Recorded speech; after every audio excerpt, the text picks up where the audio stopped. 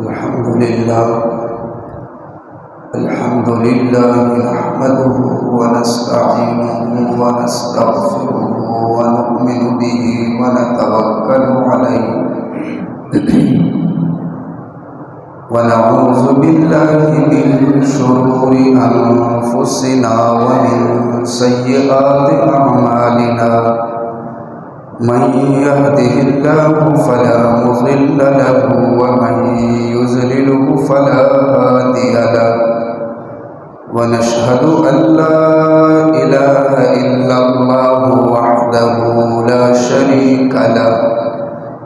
شريك له ولا وزير له ولا معين له ولا مشير له والصلاة والسلام على سيد الرسل وأكمل الرسل وأجمل الرسل وأحسن الرسل وسيد الأنبياء والمرسلين أرسله الله إلى كافة للناس بشيرا ونذيرا وداعيا إلى الله بإذنه وسراجا منيرا وقد قال الله تبارك وتعالى في القرآن المجيد أعوذ بالله من الشيطان الرجيم واعبدوا الله ولا تشركوا به شيئا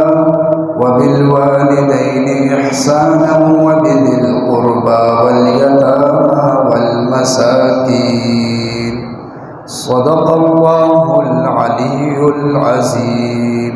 درود پاک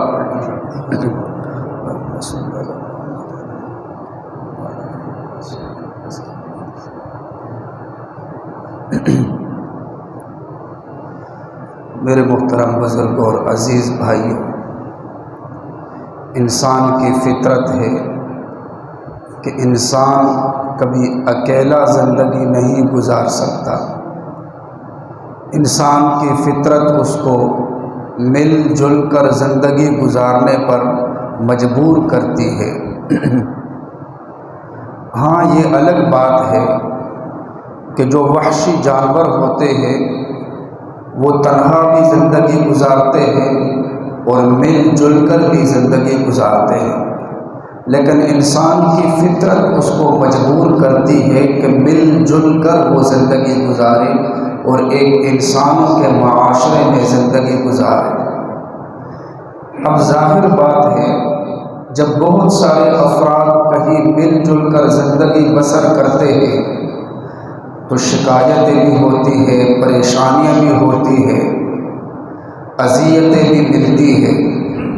ایسی صورت میں مسلمان کو حکم ہے کہ معاشرے کے اندر اسے جو اذیتیں پہنچتی ہیں اور جو پریشانیاں اسے ملتی ہے، خندہ پیشانی سے وہ برداشت کرے اور صبر کرے، اور اللہ تبارک و تعالیٰ اس کو صبر کا بدلہ عطا فرمائیں گے.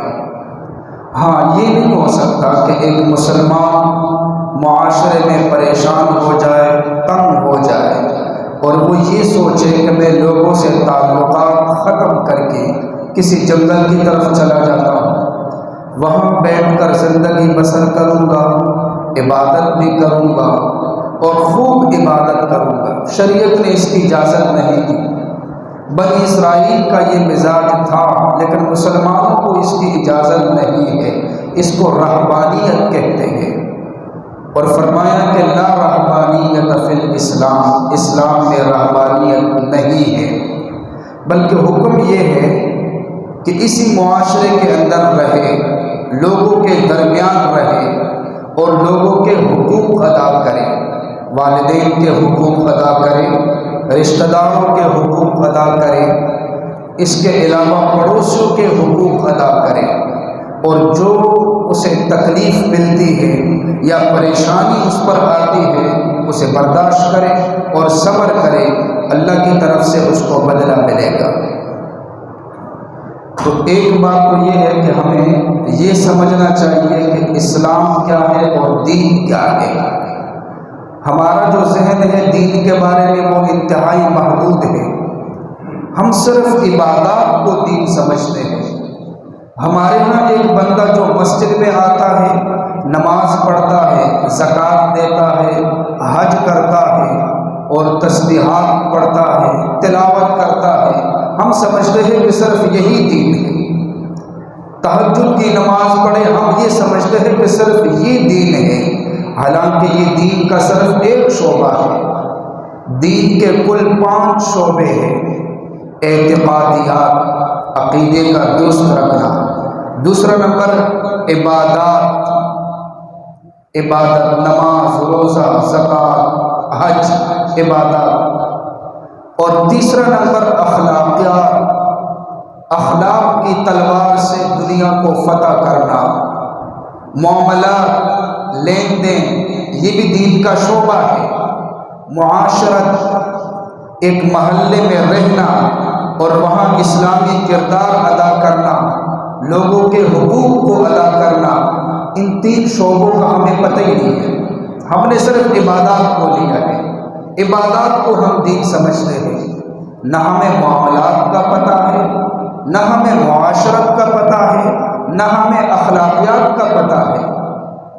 آپ سیرت کی کتابوں کا مطالعہ کریں، آپ کو وہاں اس طرح کے واقعات ملیں گے کہ بہت سارے لوگ نبی علیہ السلام کے اخلاق سے متاثر ہوئے اور انہوں نے کلمہ پڑھا اور مسلمان ہو گئے۔ آپ کے اخلاق کو دیکھ کر بہت سارے لوگوں نے کلمہ پڑھا اور مسلمان ہو گئے۔ صحابہ کے اخلاق کو دیکھ کر بہت سارے لوگوں نے کلمہ پڑھا۔ ہمارے بزرگوں اور اسلاف کے اخلاق کو دیکھ کر بہت سارے لوگوں نے کلمہ پڑھا اور مسلمان ہو گئے۔ دیکھیں، جو ہم نماز پڑھتے ہیں یہ تو مسجد تک محدود ہے، جو ہم حج کرتے ہیں وہ بھی ایک مقام تک محدود ہے، لیکن مسلمان جب اخلاق کی تلوار چلاتا ہے تو ساری دنیا کو فتح کر جاتا ہے۔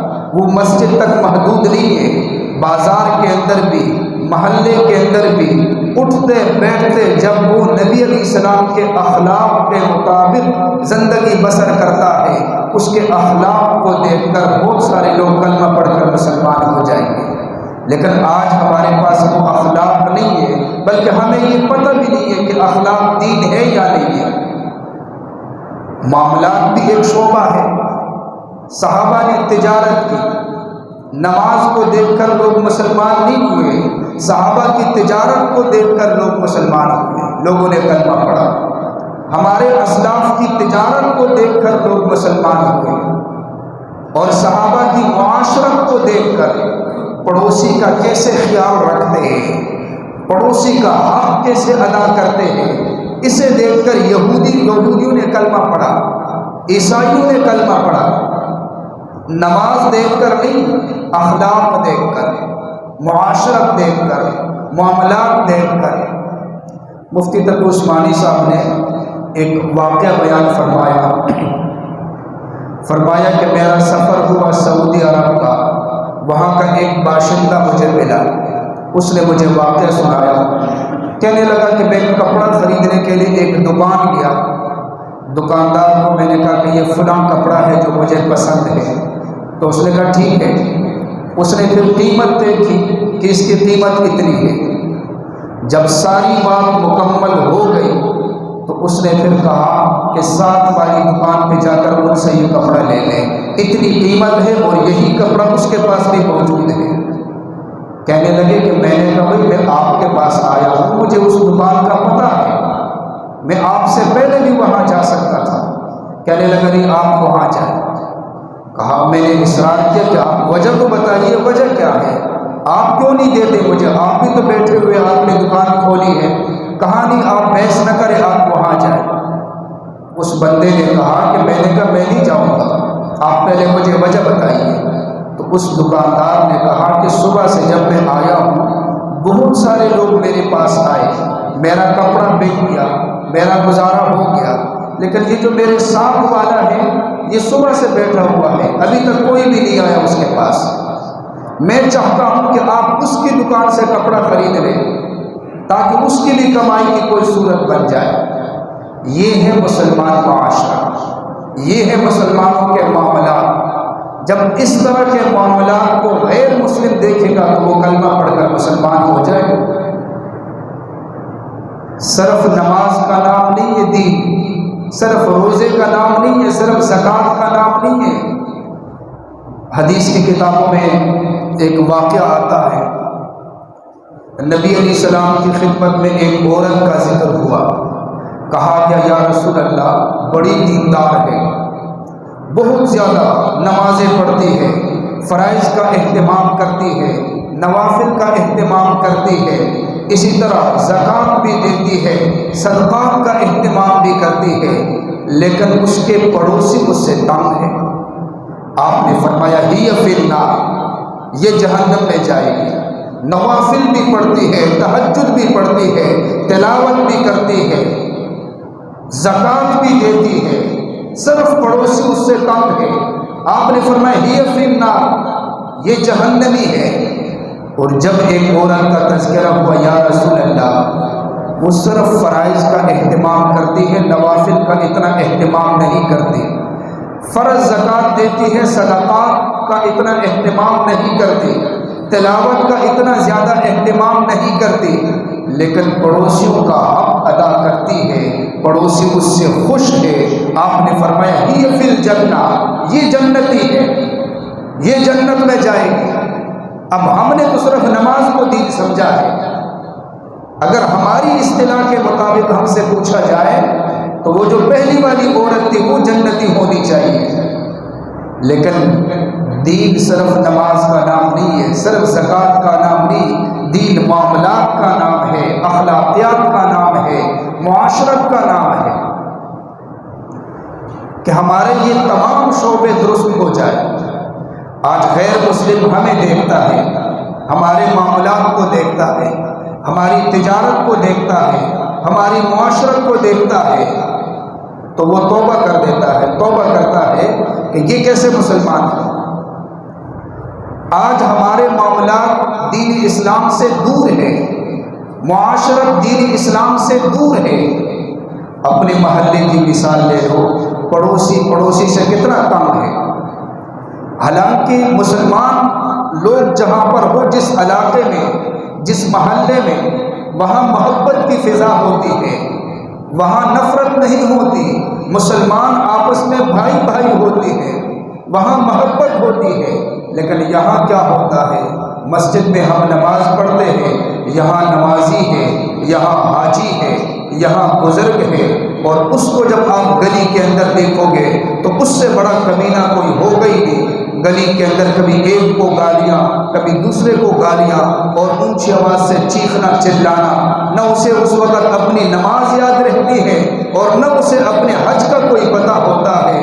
جیسے جانور کو کوئی پتہ نہیں ہوتا کہ حیا کیا ہے، عزت کیا ہے، اور راستے پہ کیسے چلنا ہے، اسی طرح اس کو بھی کوئی پتہ نہیں ہوتا۔ یہ دین کا ایک شعبہ ہے۔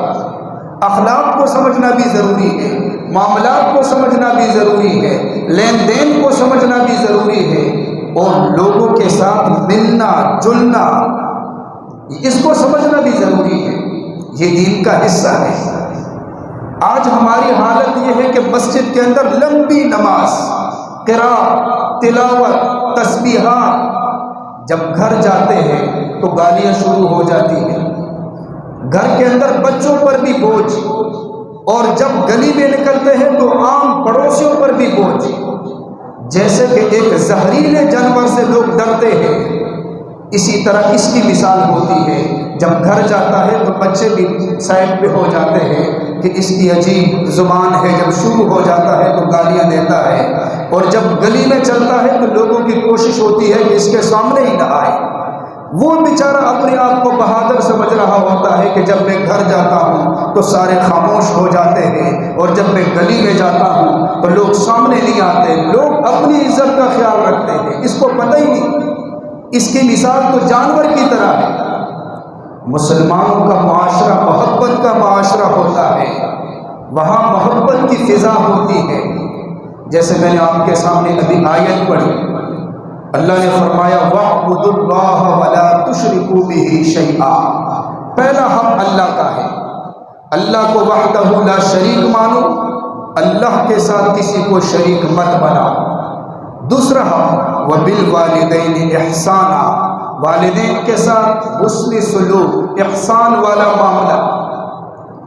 یہاں ہمیں ایک بات سمجھنی چاہیے، ہم گھر کے اندر والدین کے ساتھ برابری کا معاملہ کرتے ہیں، کبھی والد کو کہتے ہیں اس نے انصاف نہیں کیا، کبھی والدہ کو نشانہ بناتے ہیں اس نے انصاف نہیں کیا۔ قرآن نے یہ نہیں کہا کہ اپنے والدین کے ساتھ برابری کا معاملہ کر، یعنی آپ اپنے والد کی غلطی نکال اور والد آپ کی غلطی نکالے، یہ نہیں فرمایا۔ فرمایا کہ آپ احسان والا معاملہ کریں، اگر والد سے غلطی ہو جائے تو درگزر کریں، اس کو احسان کہتے ہیں۔ آپ پکڑ نہیں سکتے کہ والد صاحب آپ نے پہلے یہ کہا تھا اب آپ نے یہ کیا، پہلے آپ نے یہ کہا تھا اب آپ نے یہ کیا، یہ آپ اعتراض نہیں کر سکتے۔ ہاں، والد اپنے بیٹے پر یہ اعتراض کر سکتا ہے، اس کی تربیت کرے گا، لیکن بیٹا اپنے والد کے ساتھ تو احسان، حسن سلوک والا معاملہ کرے گا۔ وبالوالدین احسانا وبذی القربى والیتامی والمساکین، پھر اللہ کا حکم ہے رشتہ داروں کے ساتھ حسن سلوک کا حکم ہے، یتیموں کے ساتھ، مساکین کے ساتھ حسن سلوک کا حکم ہے۔ والجار ذی القربى والجار الجنب والصاحب بالجنب، اس آیت میں اللہ تعالیٰ نے 3 قسم کے پڑوسیوں کا ذکر فرمایا۔ والجار ذی القربى، پہلا پڑوسی جو رشتہ دار بھی ہے پڑوسی بھی ہے، یا پہلا پڑوسی جس کی دیوار آپ کے گھر کے ساتھ ملی ہوئی ہے، فرمایا کہ اس کے ساتھ بھی حسن سلوک ضروری ہے، اس کے حقوق کو ادا کرنا ضروری ہے۔ والجار الجنب، جو تھوڑا سا دور ہے، جو رشتہ دار نہیں ہے لیکن پڑوسی ہے، جس کی دیوار آپ کی دیوار کے ساتھ نہیں ہے، چند گھروں کے فاصلے پر ہے۔ والصاحب بالجنب، تیسرا پڑوسی جو تھوڑی دیر کے لیے ساتھی بن جائے، مثلا بندہ کہیں سفر کر رہا ہو، گاڑی میں کوئی ساتھی بن گیا، کہیں پر کوئی بندہ سفر کرے راستے میں کوئی ساتھی بن جائے، وہ بھی ایک پڑوسی ہے، اس کے بارے میں بھی حکم ہے کہ ان کے ساتھ بھی حسن سلوک۔ اب آپ قرآن کی باریکی پر ذرا نظر دوڑائیے، جہاں نماز کا ذکر فرمایا اقیموا الصلاۃ، نماز پڑھو، آگے تفصیل نہیں ہے، آگے نبی علیہ السلام نے بتایا کہ اس طرح کی نماز پڑھنی ہے، یہ طریقہ ہے، قرآن نے نہیں بتایا۔ جہاں حج کا ذکر فرمایا اتموا الحج، حج کرو، عمرہ کرو، لیکن آگے تفصیل نہیں ہے، آپ علیہ السلام نے طریقہ بتا دی۔ جہاں زکوٰۃ کا حکم آیا فرمایا آتوا الزکاۃ، زکوٰۃ دو، آگے تفصیل نہیں ہے، لیکن جہاں پر حقوق العباد کا مسئلہ آیا تو قرآن نے کھول کر بیان کر دیا، فرمایا وبالوالدین احسانا، والدین کے ساتھ حسن سلوک کرو، پھر آگے بات ختم نہیں کی، پوری تفصیل، پورا طریقہ بتا دیا۔ وَقَضَىٰ رَبُّكَ أَلَّا تَعْبُدُوا إِلَّا إِيَّاهُ وَبِالْوَالِدَيْنِ إِحْسَانًا إِمَّا يَبْلُغَنَّ عِندَكَ الْكِبَرَ أَحَدُهُمَا أَوْ كِلَاهُمَا، یہ پورا رکوع ہے، اس میں بتایا جا رہا ہے کہ والدین کے ساتھ حسن سلوک کیسے کرو گے۔ نماز کی تفصیل نہیں، حقوق العباد کی تفصیل ہے، رشتہ داروں کے ساتھ حسن سلوک کا حکم قرآن نے پوری تفصیل بیان کی، پڑوسی کے ساتھ حسن سلوک کا حکم قرآن نے پوری تفصیل بیان کی، پوری تفصیل۔ والجار ذی القربى، قریب کا پڑوسی جس کا گھر کے بالکل ساتھ ہے۔ والجار الجنب، جو تھوڑے سے فاصلے پر ہے، اسی محلے میں ہے، وہ پڑوسی۔ والصاحب بالجنب، جو عارضی طور پر ساتھی ہے، ایک ایک کر کے اللہ نے بتا دیا کہ ان کے حقوق کی ادائیگی ضروری ہے، یہ قرآن کا حکم ہے، یہ حدیث کا حکم ہے، یہ دین کا حصہ ہے۔ جیسے کہ نماز کا حکم ہے، اسی طرح پڑوسی کے حقوق کی ادائیگی کا حکم ہے۔ ہماری کیا حالت ہوتی ہے، بعض دفعہ محلے کے اندر ایسے بھی لوگ ہوتے ہیں جس سے دوسرے لوگ تنگ ہوتے ہیں، انہیں پتہ ہوتا ہے کہ یہ بندہ 2 نمبر ہے، اس کو موقع ملے گا یہ چوری کر جائے گا، اس کو موقع ملے گا یہ ہماری عزت پر ہاتھ ڈالے گا، وہ محلے والے پریشان ہوتے ہیں۔ یہ بندہ جب اپنے محلے سے کہیں باہر ہوتا ہے وہ لوگ خوش ہوتے ہیں، کہ چلو جی وہ نہیں ہے، خطرہ نہیں ہے۔ جب یہ محلے میں ہوتے ہیں ان کی نظر اس پر ہوتی ہے، پوری نظر ہوتی ہے، اس بندے میں اور جانور میں کوئی فرق نہیں ہے، یہ جانور سے بھی بدتر ہے، جس سے لوگ پریشان ہو۔ اللہ کے نبی نے جو پڑوسی کے حقوق بیان فرمائے اور اس میں کتنی تاکید ہے۔ ایک موقع پر اللہ کے نبی نے فرمایا ما زال جبریل یوصینی بالجار حتی ظننت انہ سیورثہ، فرمایا جبریل بار بار میرے پاس آتا ہے، بکثرت میرے پاس آتا ہے، مجھے پڑوسی کے بارے میں بتاتا ہے کہ پڑوسی کے یہ حقوق ہے، یہ حقوق ہے۔ مجھے تو گمان ہونے لگا کہیں پڑوسی کو وراثت کے اندر شامل نہ کیا جائے، جیسے کہ کسی کے مرنے کے بعد اس کے گھر والوں کو وراثت کا حصہ ملتا ہے، کہیں پڑوسی کو بھی حصہ نہ دیا جائے۔ یعنی پڑوسی کے اتنے زیادہ حقوق ہیں، بلکہ پڑوسی کی عزت کا حکم ہے کہ پڑوسی کی عزت کرے، پڑوسی کو ایک مقام دے۔ اللہ کے نبی نے فرمایا من کان یؤمن باللہ والیوم الآخر، جو اللہ پر اور یوم آخرت پر ایمان رکھتا ہے، فلیکرم ضیفہ، وہ اپنے پڑوسی کی عزت کرے، اس کو عزت دے۔ اگر وہ اپنے پڑوسی کو ذلیل کرنے کی کوشش کرے گا، اللہ کے نبی نے فرمایا کہ یہ مسلمان کہلانے کا بھی لائق نہیں ہے، یہ مومن کہلانے کا بھی لائق نہیں ہے۔ ہمارے ہاں ایک عجیب رواج ہے، ہم صرف نماز، زکوٰۃ، روزہ اسی کو دین سمجھتے ہیں۔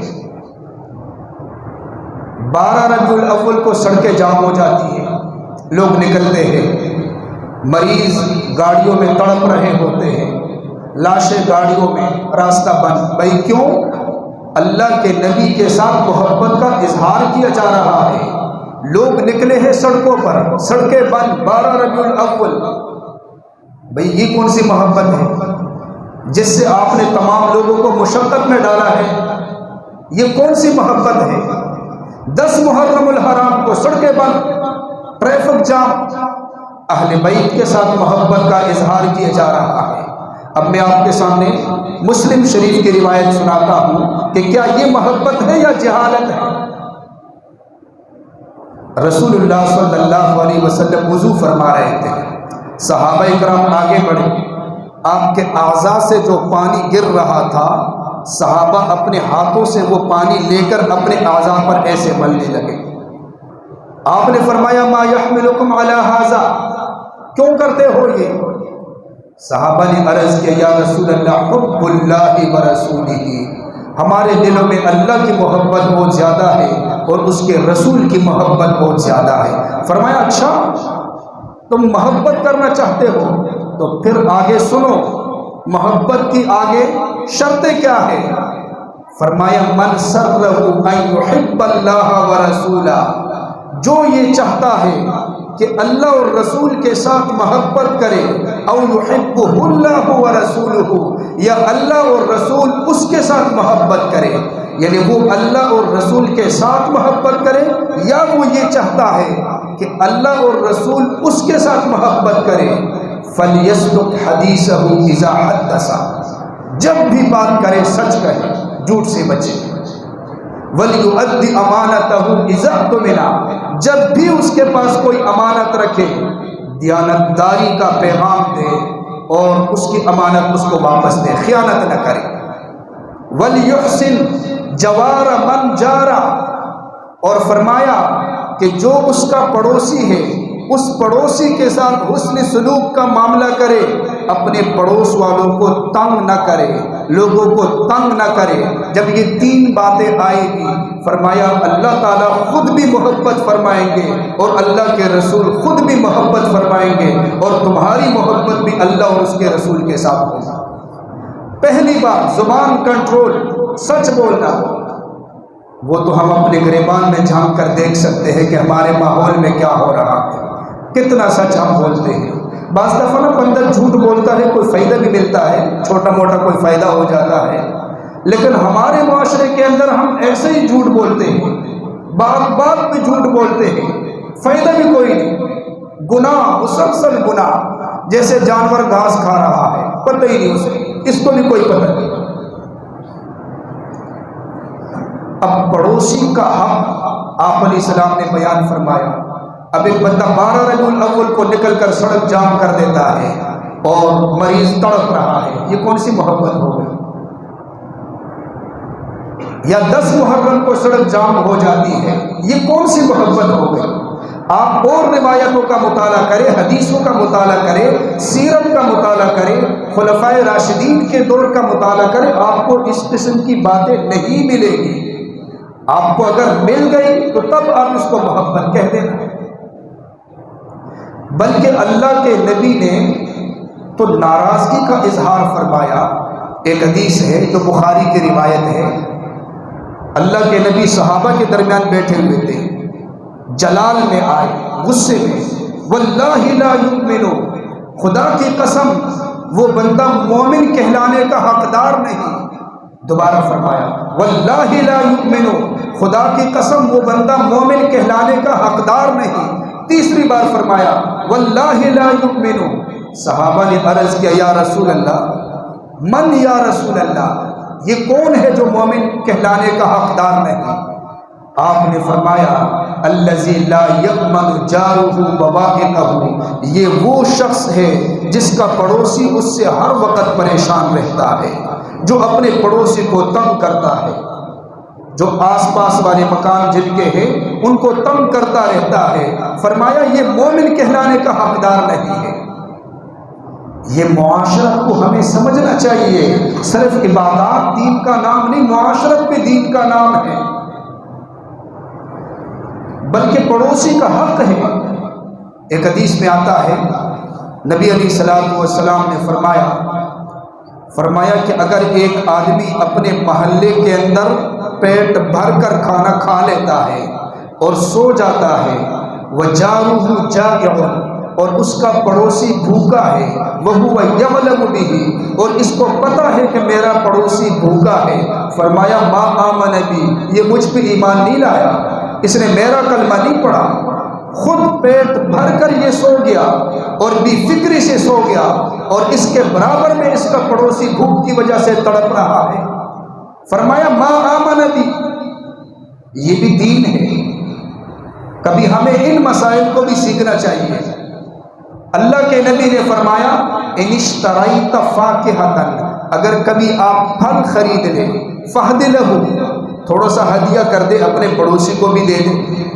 فإن لم تفعل، اگر آپ ایسا نہیں کر سکتے، فأدخلها سرۃ، چھپکے سے وہ پھل لا کر اپنے گھر میں رکھ دے، پڑوسی کے سامنے نہ لا، وہ پریشان ہو جائے گا۔ وہ جب آپ کے ہاتھوں میں پھلوں کو دیکھے گا وہ سوچے گا کہ میں بھی لے کر آتا ہوں، لیکن اس کی جیب اس کو اجازت نہیں دے گی، اس کے پاس اتنے پیسے نہیں ہوں گے، وہ پریشان ہو جائے گا۔ آپ پڑوسی کو پریشان نہ کریں۔ اور فرمایا کہ آپ کا بچہ وہ پھل لے کر باہر نہ نکلے، جب غریب کا بچہ دیکھے گا، وہ غریب کا بچہ روئے گا تو وہ غریب پریشان ہو جائے گا۔ فرمایا آپ اپنے پڑوسی کو پریشان نہ کریں۔ میاں اصغر حسین رحمہ اللہ دارالعلوم دیوبند کے استاد تھے، ان کے بارے میں لکھا ہے، یہ مفتی شفیع صاحب رحمہ اللہ ان کے ہاں تشریف لے گئے تو حضرت نے آم پیش کیے۔ آم کھانے سے جب فارغ ہوئے تو مفتی شفیع صاحب فرمانے لگے کہ حضرت میں یہ چھلکے اٹھا کر باہر پھینک دیتا ہوں۔ فرمایا مفتی صاحب چھلکے پھینکنے کا طریقہ آتا ہے؟ فرمایا کیوں، یہ کوئی مشکل کام تو نہیں ہے، اٹھا کر باہر پھینک دیں گے؟ فرمایا نہیں۔ پھر خود چھلکے اٹھائے، باہر گئے اور گلی کے کناروں پہ، چاروں کناروں پہ تھوڑے تھوڑے چھلکے وہاں پہ ڈال دیے، ایک جگہ پہ جمع نہیں کی۔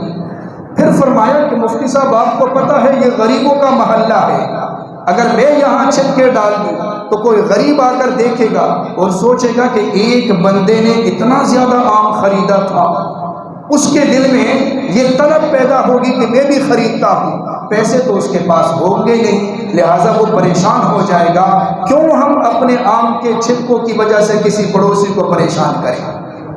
یہ وہ لوگ تھے جن کے محلے میں جب لوگ رہتے تھے ان کے کردار کو دیکھ کر لوگ کلمہ پڑھتے تھے۔ ان کے اخلاق کو دیکھ کر، ان کے معاملات کو دیکھ کر لوگ کلمہ پڑھتے تھے اور مسلمان ہو جاتے تھے۔ ان کے بارے میں لکھا کہ ان کا مکان کچا تھا، جب بھی یہ بارشوں کا موسم آتا تھا نا تو پانی نیچے ٹپکتا تھا، تو کافی یہ مکان پر خرچہ کرتے تھے۔